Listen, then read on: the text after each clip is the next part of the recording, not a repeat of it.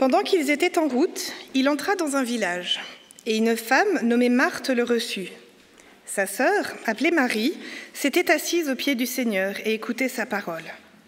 Marthe, qui s'affairait à beaucoup de tâches, survint et dit « Seigneur, tu ne te soucies pas de ce que ma sœur me laisse faire le travail toute seule? Dis-lui donc de m'aider. » Le Seigneur lui répondit « Marthe, Marthe, tu t'inquiètes et tu t'agites pour beaucoup de choses. Une seule est nécessaire. Marie a choisi la bonne part, elle ne lui sera pas retirée. » Amen. Nous vivons dans une société qui est constamment à la recherche d'équilibre. Pourtant, et paradoxalement, cette société-là, elle est de plus en plus polarisée. De plus en plus, on peut retrouver deux axes différents. Si vous regardez bien notre société d'aujourd'hui, il y a l'extrême droite qui s'assoit ici et qu'il va parler de cet extrême. Mais au lieu de trouver l'équilibre, se centrer et être calme, la société elle est polarisée. Parce qu'au lieu de trouver quelque chose au milieu, il y a de plus en plus de gens qui vont parler de cette histoire-là, d'une gauche très communiste, d'une gauche très extrémiste. Et nous, on se trouve entre ces deux-là. On essaye de trouver quelle est notre place à nous, où on doit se positionner. Ce qu'il est en réalité aujourd'hui, mes amis, c'est que notre société, elle est complètement à la recherche d'équilibre. C'est une société complètement déséquilibrée dans tous les aspects. Les familles aujourd'hui, ils recherchent de l'équilibre. Les églises aujourd'hui, ils ont besoin de cet équilibre. Et pour autant, il n'y a pas cet équilibre. Les chiffres, ils sont alarmants. L'Organisation mondiale de la santé, il a déclaré l'année dernière qu'il y a 300 millions dans le monde, 300 millions de personnes aujourd'hui qui se disent en dépression. Et la principale cause, c'est, je lis, manque d'équilibre entre travail, famille et repos. Je ne sais pas si vous vous rendez compte de ce que je vous raconte, mais tu te dis peut-être, Léo, mais ça c'est dans le monde, ça c'est pas ici. Ça c'est dans le monde, ici en Suisse ça va très bien, mon œil. Des 4 Suisses, il y a un qui déclare avoir déjà été en situation de burn-out. Parmi 4 Suisses, il y a un qui est déjà en burn-out. C'est énorme les chiffres. C'est énorme parce que quelque part, ici en Suisse, on doit faire face exactement à la même chose. Un tiers des travailleurs, ils sont déclarés en Suisse. Un tiers des travailleurs, ils sont déclarés en Suisse aujourd'hui. Vouloir quitter son travail pour trouver un autre type de travail qui lui permet d'avoir un équilibre beaucoup plus grand entre le travail, la famille, le repos et les activités. Notre société, pendant des années, il était de côté, ici, faire, faire, faire. Mais de l'autre côté, il y a une nouvelle vague, en contrepartie de ce qui se passe là-bas. Parce que les gens, ils ont compris, attends, mais je vais travailler toute ma vie, je vais faire 50 heures, 60 heures par année. Ah oui, par année, oui. Il y a quelques-uns qui le font par année, c'était un lapsus là. Par semaine, évidemment. Et ils se retrouvent de l'autre côté, à rien vouloir faire. Et ce que j'ai trouvé, c'est extraordinaire. Vous connaissez la revue Forbes? Donc, il y a un article qui est sorti, que ça s'appelle d'un phénomène qui a commencé aux États-Unis. Ça s'appelle la grande démission, Great Resignation. Je ne sais pas si j'ai bien prononcé sûrement non, mais ce n'est pas grave. La grande démission. Et cette statistique-là, il raconte que 47 millions d'Américains, après la pandémie, et je ne sais pas si vous vous rendez compte, 47 millions d'Américains, ils ont quitté leur boulot, leur travail, pour pouvoir trouver de l'équilibre. C'est pour ça qu'il appelle la grande démission. Mais ce qui est étonnant, qu'en Suisse, il y a 820 000 travailleurs suisses qui disent vouloir quitter le travail parce qu'ils n'arrivent pas à trouver l'équilibre. 1 sur 7, ils ont besoin de dire je vais quitter mon travail parce que je n'arrive pas à trouver l'équilibre. Et peut-être dans ta tête, il y a la réflexion de dire oui Léo, mais ça c'est ce qui se passe dans le monde, ça c'est ce qui se passe ailleurs, mais ici à l'église. Qu'est-ce qui se passe à l'église? Faire église, on a dit que c'est nous, la société. Et si nous on fait église ensemble, quelque part les phénomènes qui passent dans la société, dans le monde, ils répercutent dans notre vie d'église. Et les chiffres sont terribles, mes amis. Il y a Barna Group, c'est tout un groupe qui font des enquêtes, qu'ils disent, cette enquête-là, il était aux États-Unis, après je reviens à la Suisse, ne vous inquiétez pas. 42% des pasteurs qui travaillent aux États-Unis, ils sont pensés à quitter le ministère. À cause de quoi? Ça s'appelle le burn-out spirituel. Ces Américains, ils inventent un terme pour tout, quoi. Et 42% des personnes, des pasteurs engagés dans l'Église, ils disent qu'ils voudraient quitter le ministère pastoral. Pourquoi? Parce qu'ils sont entre le trop faire et, désolé de le dire aussi, le trop penser. Cette controverse de plus en plus présente dans notre monde aujourd'hui, dans nos églises, entre le faire et l'être. Et cette douze options-là, il se contradit de plus en plus, mes amis. Ici en Suisse, ils disent qu'il y a entre 30 et 40% des laïcs qu'aujourd'hui, ils ne veulent plus rien savoir avec la communauté.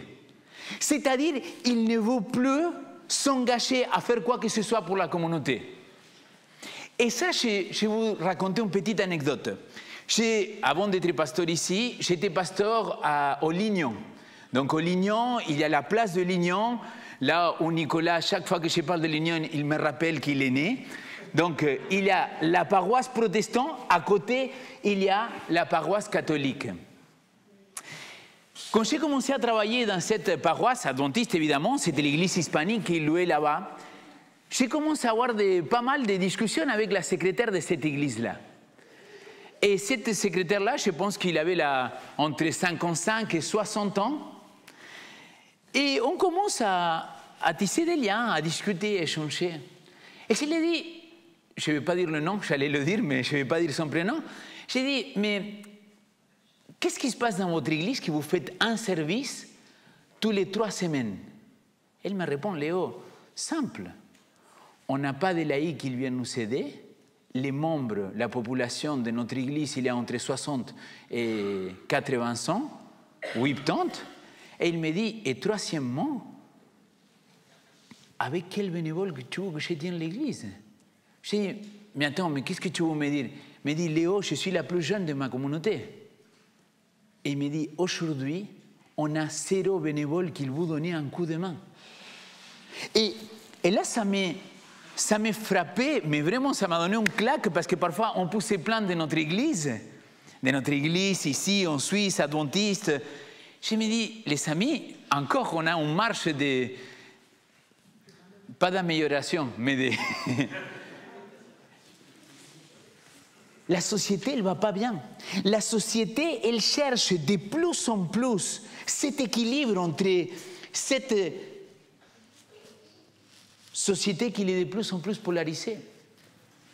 La grande question, c'est, OK, mais de quel côté je me positionne? Est-ce que je suis plutôt la team être, la team faire, et tout le temps être en train de travailler, de m'activer, ou je suis plutôt parmi la team être dans laquelle je veux qu'on réfléchisse, qu'on pense, et qu'on papote, et on parle pendant des heures sans rien faire, mais je suis dans cette team-là? Ou est-ce que j'essaye aussi, en tant que chrétien, de trouver un équilibre? Si je fais référence à ce que la société il en a besoin plus que jamais, à mon avis, c'est du Shabbat. Hier, en faisant l'étude biblique avec les compagnons, nous sommes en train d'étudier les prophéties, et dans un moment, je leur ai dit, mais les amis, aujourd'hui, on sait très bien que la société, le monde, il aurait besoin d'un Shabbat, d'un jour de repos dans la semaine. On a besoin de ça. Et je les ai partagé une vidéo dans laquelle le pape Francisco, il parle de l'importance qu'il y aurait dans notre société actuelle, dans nos familles, de revenir au Shabbat biblique. Très intéressant. Si vous voulez, vous tapez sur YouTube et vous mettez « Le pape Francisco parle de Shabbat » et vous allez voir. Évidemment, après, eux, ils comprennent que le Shabbat à eux, c'est le dimanche et pour nous, c'est le samedi. Mais la pensée, elle reste que la société, que les églises, que les familles, on a besoin de revenir à un jour de repos. Mais comment faire pour trouver l'équilibre? Je vous raconte une anecdote, ça m'a fait tellement rigoler à l'époque. J'ai donné des études bibliques à un jeune étudiant. En réalité, il n'était plus étudiant parce qu'il n'avait pas fini son bac. Donc, il avait quitté l'école vers 16 ans. Et quand je l'ai rencontré, je lui ai dit « Mais tu fais quoi, toi ?» Et il me dit « Écoute, de temps en temps, je fais un petit travail ici, à droite, à gauche. Et le reste de la semaine, tu fais quoi ?» Il me dit, écoute, rien, tranquille, je regarde un peu la télé, je regarde des séries, après je fais quelques parties sur la Play, cool. Et donc, mais tu commences à quelle heure ta journée? 11h, midi, je pense que... J'ai dit, mais tu te réveilles un peu tard pour faire la sieste après. Et ce jeune homme, il me dit... Léo, non, ma maman, elle m'amène le petit déjeuner au lit, je prends mon petit déjeuner et après, voilà, je fais quelques parties de play. Et ces jours-là, on parlait de sabbat. Il me dit, waouh, c'est génial, il y a un jour de repos dans la Bible. Ça veut dire que les samedis, maintenant, je ne vais plus jouer à la play. Je lui ai dit, oui, si tu veux. Je lui ai dit, par contre, le commandement, il dit que tu dois travailler ces jours. Tu vois comment la société, il a oublié qu'on ne peut pas être d'un côté ou de l'autre. Il y a un équilibre. Le Seigneur, il a dit, écoute, pendant 6 jours, tu vas travailler, pendant 6 jours, tu vas être à l'œuvre, et après, tu vas prendre un jour de repos. Mais ça, c'est juste un exemple pour comprendre ceci. Parce que aujourd'hui, je voudrais faire un petit peu l'avocat de Marthe. Cette Marthe-là, je la chéris dans mon cœur, les amis. J'ai un peu plus de mal avec Marie. Je ne suis pas en train de critiquer ce que le Seigneur il a dit, vous devez m'écouter jusqu'à la fin. Mais le texte qu'il nous a été lu, les chrétiens, pendant des siècles, ils sont servis pour dire soit on doit être dans la réflexion, dans l'être, soit on doit être dans l'action, dans le service.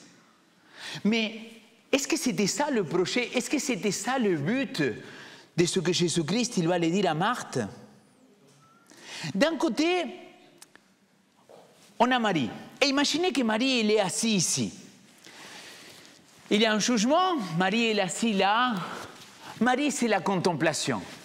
Marie c'est l'adoration. Marie elle regarde le Seigneur et elle dit « Waouh, qu'est-ce que c'est beau mon maître !» Qu'est-ce qu'il est sage, qu'est-ce qu'il est intelligent. Ah, ça me touche tellement ce qu'il dit. Et elle est là. Elle est là et elle est une éponge de tout ce qu'il dit le Seigneur. Mais de l'autre côté, on a Marthe qui n'a pas le temps de s'asseoir. On a une Marthe qui est en train de ranger, il est en train de faire le ménage, il est en train de préparer les choses, il doit courir à droite, à gauche. Là, il a plein d'invités, non d'un champ. Personne ne m'a dit qu'il venait tous ces gens-là à la maison. Pourquoi? Et là, maintenant, il faut lui donner quelque chose à manger aux disciples de Jésus. Une femme qui a le cœur des services. On peut critiquer Marthe de ne pas s'asseoir pour écouter le Seigneur. Mais tout le monde, il est content quand on doit aller manger et qu'il y a quelque chose à mettre à la bouche. On peut critiquer nos amis, nos sœurs diaconesses qu'ils vont préparer le potluck pour que là, tout à l'heure, on puisse manger chaud et bon. Et on peut dire, oh mais les filles, vous, quand même, hein, vous pourriez rester ici, écoutez, Léo, il est tellement sympathique. Mais est-ce que l'être humain, il n'a pas fait exprès de polariser ces deux femmes-là? Parce qu'aujourd'hui, si je devrais être l'avocat de Marthe, et si je devrais la défendre,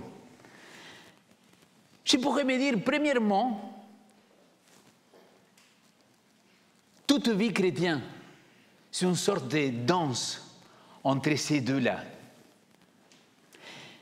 Toute vie chrétienne, il doit être reflété de service, mais aussi de ce temps de qualité avec notre Maître. Et si je devrais être l'avocat de Marthe, je voudrais partager avec vous quelques points dans ma réflexion ce matin. La première, c'est que le service n'est rien d'autre que l'expression de l'amour. Quand je me mets au service de l'autre, c'est parce que je l'aime, parce que j'aime mon prochain, parce que j'aime mon Seigneur. Servir, c'est aimer l'autre. Je ne sais pas comment on peut critiquer autant Marthe et être autant d'accord avec Marie quand notre Seigneur Jésus-Christ, il a dit en Marc chapitre 10, verset 45, le Fils de l'homme est venu, non pas pour être servi, mais pour servir et donner sa vie en rançon pour beaucoup. Et là, je vais vous défendre Marthe. Là, je vais vous dire, les amis, attendez, ne me critiquez pas la pauvre Marthe, parce que Marthe, elle est en train de faire ce que notre Seigneur Jésus-Christ il a dit. Elle est en train de servir. Lui-même, il a dit qu'il n'est pas venu ici sur terre pour être servi, mais pour servir l'autre. Marthe, il est en train de suivre son exemple. Marie, elle est en train de glander sans rien faire.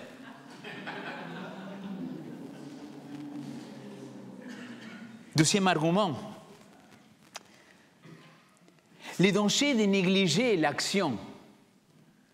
Le fait de rester tout simplement en train de penser, de réfléchir à quelle est notre stratégie, à qu'est-ce qu'on va mettre en place pour pouvoir toucher toutes ces personnes-là qui ne connaissent pas Jésus-Christ. Je ne suis pas en train de critiquer ça. Je suis en train de défendre ça. Le fait de négliger ça, mes amis, ça peut nous amener à que notre foi soit morte. Je vous rappelle que l'apôtre Jacques, il va dire très clairement, la foi sans œuvre, elle est morte. Et combien de chrétiens j'ai rencontrés dans mon parcours, combien de profs, des érudits, des gens qui sont en connaissance, mais Seigneur, c'est magnifique, tu prends plaisir à les écouter. Mais il y a quelques années en arrière, je le racontais à l'école de sabbat tout à l'heure, il y a quelques années en arrière, il y a quelqu'un qui était en train de nous donner des leçons de comment faire pour évangéliser, comment faire pour donner de nouvelles études bibliques, comment faire pour pouvoir toucher de nouvelles personnes. Et donc après, à la fin de cette rencontre-là, je me rapproche, je lui dis, pasteur, merci beaucoup pour votre enseignement. Et je lui dis, est-ce que vous ne sentez pas que parfois, dans votre exposé, il ne manquait pas un peu de terrain? Et il me dit, non, je ne crois pas. Et je dis, mais vous êtes encore en lien avec le terrain? Ah oui. Je dis, pasteur, sans aucune prétention, ça fait combien de temps que vous ne donnez pas une étude biblique tête à tête avec quelqu'un qui est agnostique, athée, ou qu'il n'a pas de croyances comme les vôtres? Ah oui, ça fait longtemps, ça fait une vingtaine d'années. J'ai compris alors. J'ai compris, la théorie c'est facile, penser, réfléchir c'est facile, mais quand tu dois te mettre en action, parfois j'ai envie de dire, hey, arrête de parler, mets-toi en œuvre quoi. Lève-toi et marche, vas-y, arrête de réfléchir à comment, le pourquoi.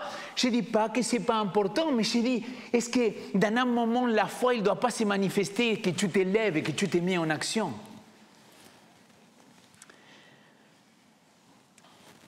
Je pense que mon troisième argument, ça vient des paroles de Jésus-Christ. Jésus va rééquilibrer la situation, mais sans désapprouver Marthe.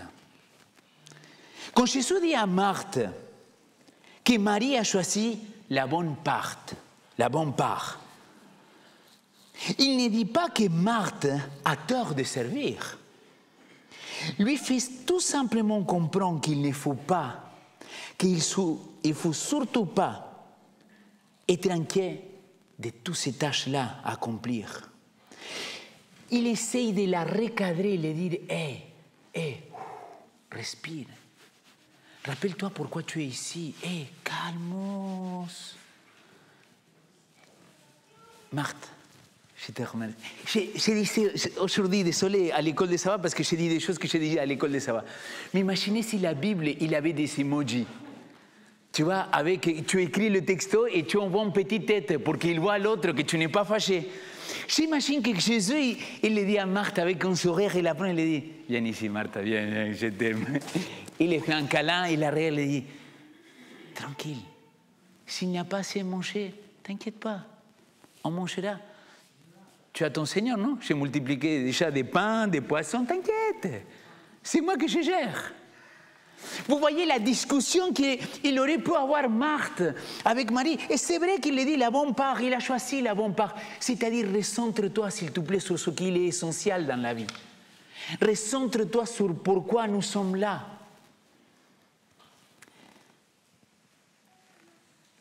Le quatrième point d'argument que je voudrais vous partager aujourd'hui, c'est que moi, je voudrais dire merci, Marthe. Parce que parmi les paroles les plus belles de l'Évangile, c'est grâce à une discussion qu'ils vont avoir Marthe et le Seigneur. Le jour que Lazare il est mort, Marie elle était en train de pleurer. Marie elle va appeler sa sœur. Mais c'est avec qui qu'il va avoir ce dialogue extraordinaire qui se trouve dans l'Évangile de Jean, chapitre 11? C'est avec Marthe.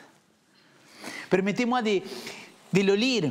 Jean chapitre 11, versets 24 à 27, Marthe lui dit, « Je sais qu'il ressuscitera lors de la résurrection au dernier jour. » Jésus lui dit, « Moi, je suis la résurrection et la vie. Celui qui croit en moi vivra quand même il sera mort. Et quiconque vit et croit en moi ne mourra jamais. Crois-tu cela? »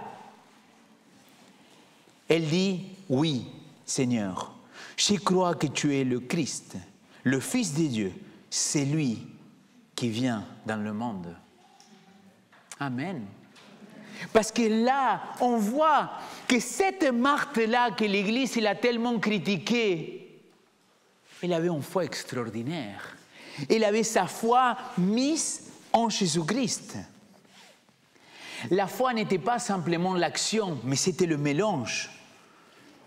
Mais aujourd'hui, je ne veux pas non plus que vous partiez d'ici en pensant que Marie il a eu tort. Parce que c'est important aussi. C'est important de prendre ce temps-là avec le Seigneur, s'asseoir. Nous avons besoin de moments comme Marie pour être assis au pied de Jésus-Christ, d'écouter, de grandir spirituellement. On a besoin de ce temps-là. Et combien de fois, pendant déjà une année et quelques que je suis pasteur ici, combien de fois j'ai parlé de l'importance d'avoir cette relation directe avec notre Seigneur Jésus-Christ.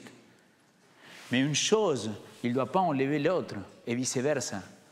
Parce que notre société, elle se polarise de plus en plus. Parce que notre société, elle est de plus en plus entre le faire et l'être. Mais peut-être le Seigneur, il nous appelle aujourd'hui à trouver cet équilibre. À trouver en nous un peu de Marthe et un peu de Marie. Un peu de Marie et un peu de Marthe. La maturité chrétienne, à mon sens, et je le dis très simplement, il se trouve dans l'équilibre. Quand quelqu'un devient croyant, qu'il est un bébé spirituel, sûrement il est dans un des deux extrêmes. Mais à fur et à mesure qu'on grandit, à fur et à mesure qu'on mûrit, les amis, là on commence à trouver l'équilibre. On commence à comprendre que ça ne sert à rien de servir sans réfléchir, mais ça ne sert à rien de rester à réfléchir sans rien faire. Nous avons besoin de moments comme Marthe et besoin aussi des moments comme Marie. Permettez-moi de citer une petite paragraphe qui est dans Témoignage pour l'Église dans le volume 2, dans la page 472. Une femme qui s'appelle Ellen White. Elle a écrit un petit paragraphe que je trouve que c'est un bijou. Les qualités de Marthe et de Marie combinées. Tout ce qui travaille pour Dieu doit posséder à la fois les qualités de Marthe et de Marie. À savoir, un esprit de service et un profond amour pour notre Seigneur Jésus-Christ. L'égoïsme doit disparaître. Je vais vous conclure ce message-là en vous partageant quelque chose que j'ai trouvé il y a quelques années sur les réseaux sociaux. la société, elle se polarise de plus en plus, vous l'avez compris. Nos églises, elles sont de plus en plus polarisées. La question, c'est comment faire pour avoir les deux. Pour moi, il faut avoir l'esprit de Marthe et de Marie. Mais pendant quelques minutes, imaginez que ma jambe droite, il représente le faire. Il représente tout ce que c'est l'action. Et que ma jambe gauche, il représente tout simplement l'être, la réflexion. Alors, ensemble, on se trace un but. On dit, bon voilà, nous voulons aller là. Et là, on dit, OK, comment on va faire? Qu'est-ce qu'on va mettre en place? Et comment on pourrait faire pour que finalement, on réfléchit à les stratégies, on réfléchit à qu'est-ce qu'on va dire aux gens et pourquoi on va le dire. Et finalement, on se rend compte que si je suis qu'avec cette chambre-là, si je suis que dans l'être, je tourne en rond. Mais pareil, si je suis que dans l'action, je vais tourner en rond parce que j'ai fait, mais ça ne sert à rien ce que j'ai fait. Par contre, comme mes deux chambres, le faire et l'être, ils se mettent ensemble, je peux avancer, je peux aller vers mon but. Et peut-être, l'appel du Seigneur ce matin, c'est qu'on puisse se rappeler à quel point c'est important avoir en nous l'esprit de Marthe, de service, d'amour pour notre prochain. Et à quel point c'est aussi important de prendre ce temps-là comme Marie, de contempler notre Seigneur Jésus-Christ.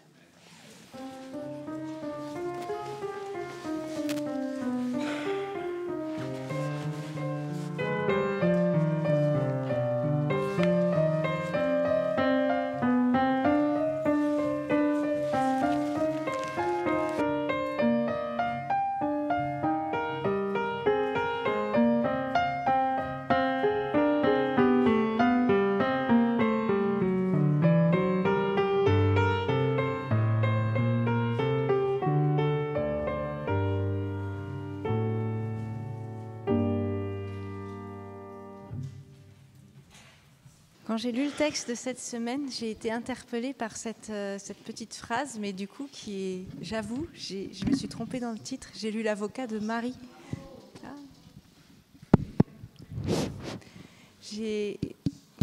Quand j'ai préparé cette liturgie, j'avoue, je me suis trompée de titre. J'ai lu l'avocat de Marie. Et j'ai été sensible à cette phrase où il est dit que Marie écoutait Jésus.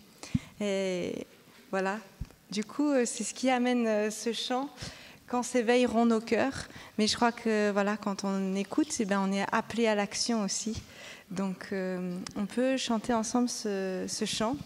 Quand s'éveilleront nos cœurs, à la voix du Dieu vivant, nous retrouverons l'espoir des lendemains. On peut se lever.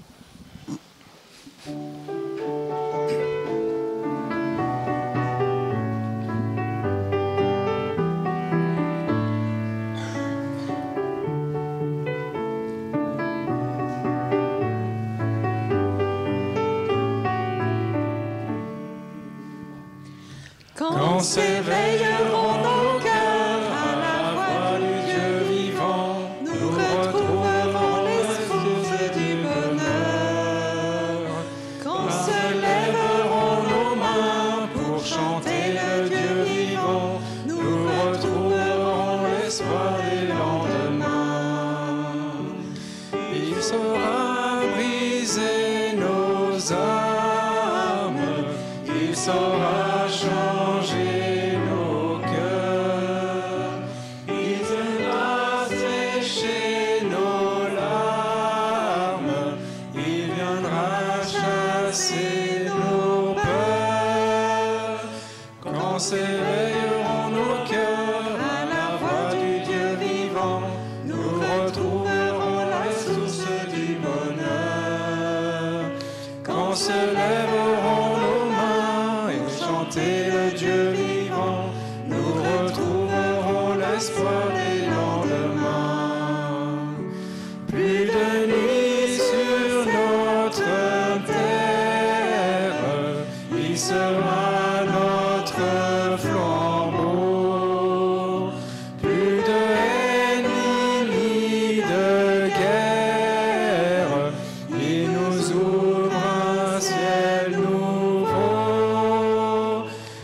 quand s'éveilleront nos cœurs à la voix du Dieu vivant, nous retrouverons la source du bonheur. Quand se lèveront nos mains pour chanter le Dieu vivant, nous retrouverons l'espoir du lendemain. Il habite avec les hommes, le vieux monde peut mourir. Il annonce son royaume, il nous ouvre l'avenir. Quand s'éveilleront nos cœurs à la voix du Dieu vivant, nous retrouverons la source du bonheur. Quand s'élèveront nos mains pour chanter le Dieu vivant, nous retrouverons l'espoir des lendemains. Amen. Seigneur, je voudrais te demander pardon parce que parfois, nous tombons dans les extrêmes, Seigneur. Parfois, on veut justifier une chose, on veut justifier l'autre, mais toujours pour s'éloigner un petit peu de ce centre qu'il devrait être toi dans notre vie. Je te demande pardon, Seigneur, parce que parfois, peut-être on passe trop de temps à réfléchir, à penser, et on ne met pas en action notre vie des fois. Mais je te demande pardon aussi parce que parfois, on est trop dans l'action sans passer ce temps-là de te contempler, de te connaître davantage, de passer un temps de qualité avec toi. Seigneur, je voudrais te demander que ton esprit, ton Saint-Esprit qu'il a été promis, il puisse venir envers nous, Seigneur, pour nous donner cet équilibre d'une foi qu'elle est manifestée dans l'action, dans l'amour à notre prochain. Une foi que tu puisses être fier de qui nous sommes, d'être tes enfants, que nous sommes à ton service. Pas pour toi, mais avec toi. Parce que toi, tu étais le premier diaconos. Toi, tu étais le premier serviteur et nous voulons suivre ton exemple. Je te prie pour cette assemblée, pour chacun et chacune des personnes qui sont ici présentes, mais aussi pour toutes les personnes qui nous suivent sur Internet. C'est ma prière au nom de ton Fils Jésus-Christ. Amen. Amen. Je vous invite à recevoir la bénédiction qui se trouve en Éphésiens chapitre 6, versets 23 et 24. Que la paix et l'amour soient accordés aux frères avec la foi de la part de Dieu, le Père et du Seigneur Jésus-Christ. Que la grâce soit avec vous tous qui aimez notre Seigneur Jésus-Christ dans l'impérissable. Amen.